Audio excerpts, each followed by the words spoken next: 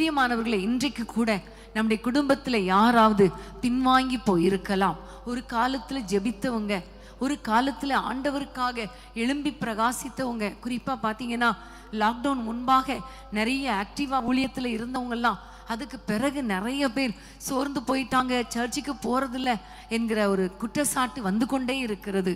பிரியமானவர்களே, இப்படி ஒரு காலத்துல கர்த்தருக்காக வாழ்ந்தவர்கள், கர்த்தரிடத்துல இருந்தவங்க, ஒருவேளை உங்களுடைய பிள்ளைகளாய் இருக்கலாம், அல்லது உங்களுடைய கணவராய் இருக்கலாம், மனைவியாய் இருக்கலாம், குடும்பத்தில் யாராவது இன்றைக்கு அவர்கள் பின்வாங்கி, அதாவது ஆண்டவரை விட்டு தூரமாய் போயிருக்கலாம்.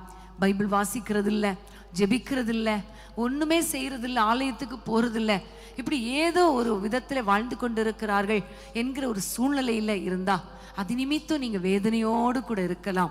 இன்றைக்கு ஆண்டவரை பார்த்து சொல்லுங்க, ஆண்டவரே அவர்களை தட்டி எழுப்புங்கப்பான்னு சொல்லுங்க.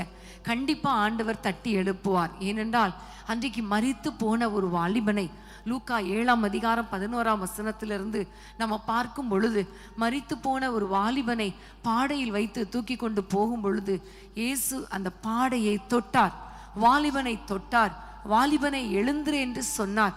உடனே அவன் எழுந்திருந்தான்.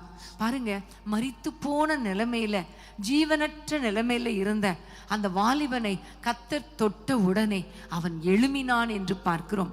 இன்றைக்கு நம்முடைய வாழ்க்கையில, நம்முடைய குடும்பத்துல யாராவது இப்படி ஆவிக்குரிய வாழ்க்கையில அவர்கள் சோர்ந்து போய் இருந்தால், ஆவிக்குரிய வாழ்க்கையில மரித்து போன நிலைமையில இருந்தால், ஒருவேளை நீங்கள் கூட முன்ன மாதிரிலாம் என்னால் ப்ரேயர்ல உட்கார முடியல, ஜெபிக்க முடியல, பைபிள் வாசிக்க முடியல, எல்லாரோட சேர்ந்து நான் பைபிள் வாசிக்கிறேன், இப்போ உங்களோட கூட சேர்ந்து நான் ஜெபிக்கிறேன், ஆனால் தனியாக என்னால் ஜெபிக்க முடியல, ரொம்ப பின்மாற்றத்துக்குள் போனது போல இருக்கிறது, மறுபடியும் என்னை உயிர்ப்பிக்கணும் என்று நீங்கள் ஒருவேளை நீங்கள் உங்களோட மனதிலே அந்த எண்ணம் வந்துச்சுன்னா, இன்றைக்கு ஆண்டவர் உங்களை தட்டி எழுப்ப போகிறார். ஆமென், ஹல்லேலூயா, ஹல்லேலூயா. இன்னைக்கு ஆண்டவர் உங்களை உயிர்ப்பிக்க போகிறார். உங்களுடைய வாழ்க்கையில நீங்கள் பின்மாற்றத்திலிருந்து வெளியே வர போறீங்க. உங்களுடைய குடும்பத்தின் பிள்ளைகளை கர்த்தர் தொட போகிறார், தட்டி எழுப்ப போகிறார். ஹல்லேலூயா. எல்லாரும் ஆண்டவரை நோக்கி ஜெபிக்க போகிறோம்.